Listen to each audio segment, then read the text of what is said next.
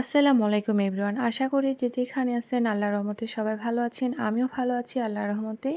তো চলে আসলাম আবারও একটি বড় ভিডিও নিয়ে আপনাদের সাথে শেয়ার করার জন্য। আমি সেহরির জন্য কি রান্না করব তা আপনাদের সাথে শেয়ার করব।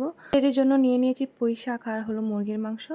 পুঁই শাকগুলো আমি ছোট ছোট চিংড়ি মাছ দিয়ে রান্না করব। আর সব কিছু সামনে গুছিয়ে নিচ্ছিলাম যেন রান্নাটা যেন খুব ইজি হয়, হাতের কাছে যেন সব কিছু পেয়ে যায়, তাই আর কি।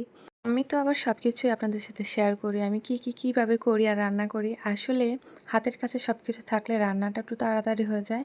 আর এখানে আমি মুরগির মাংসটা একটু হলুদ আর মরিচের ফাঁকি দিয়ে মেখে নিচ্ছিলাম, ভেজে রান্না করব তাই। তো প্রথমে আমি এখানে পুঁই শাক রান্না করার জন্য কিছুটা যে রসুন কুচি দিয়েছি, তারপরে এখানে পেঁয়াজ দিয়ে দিলাম। তো এগুলোকে ভালো করে একটু ভেজে নিব। তারপর ছোট ছোট চিংড়ি মাছগুলো দিয়ে তারপর আমি এটাকে কষিয়ে নিব। হলুদ মরিচ আর কিছুটা আদা রসুন দিয়েছি। আর রান্না তো মনে হয় আমার থেকে বেটার, আপনারা অনেক ভালো জানেন, তাও আপনাদের সাথে শেয়ার করে। আসলে ব্লগ ভিডিওতে কী শেয়ার করবো, আমরা তো আর বের হই না, বাসায় থাকি। তো রান্না বাড়া ভিডিওই আপনাদের সাথে শেয়ার করি।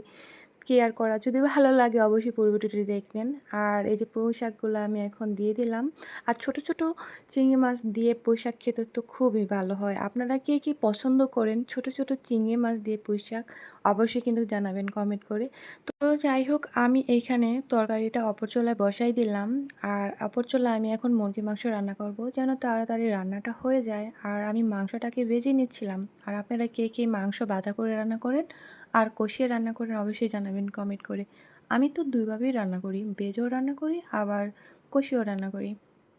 আর সেরির সময় তো শুকনা শুকনা টাইপের তরকারি খুব মজা হয়, ভালো লাগে। তো যাই হোক, মাংসগুলোকে আমি ভেজে করে নিলাম। আর এখানে আমি এখন পেঁয়াজটাকে ভালো করে কষিয়ে নিব, ভাজা ভাজা করে নিব আর কি। আর এইদিকে আমার এই পুঁই শাকের তরকারিটা যে রান্না করলাম সেটা কিন্তু হয়ে গিয়েছে। দেখেন কীরকম হয়েছে দেখতে, খুবই মজার লোভনীয় হয়েছে, তাই না?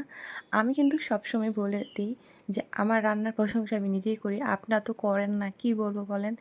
তো যাই হোক, এই যে দেখুন এখন আমি তরকারিটা নামিয়ে ফেলবো, তারপর এই চুলাতে এখন ভাত বসিয়ে দিব। আর এখানে তো মাংসটা রান্না হচ্ছেই।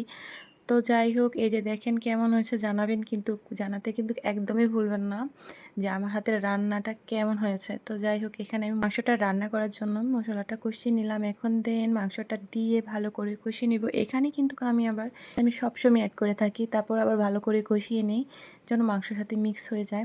তো যাই হোক, অবশেষে আমার রান্না শেষ পর্যায়ে। অনেক কথা বললাম, অনেক কিছু শেয়ার করলাম, কারণ এত বেশি শেয়ার করলে হয়তো আপনাদের কাছে ভালো লাগবে না। এখানে আমার তরকারিটা হয়ে গেছে ভালো করে, এখন আমি জিরা দিয়ে নামিয়ে নেব। তো কেমন হয়েছে আজকের রান্না, আজকের ভিডিওটি অবশ্যই কিন্তু জানাবেন। আবার নতুন কোনো ভিডিও নিয়ে আপনাদের সাথে শেয়ার করব। সবাই ভালো থাকবেন, সুস্থ থাকবেন।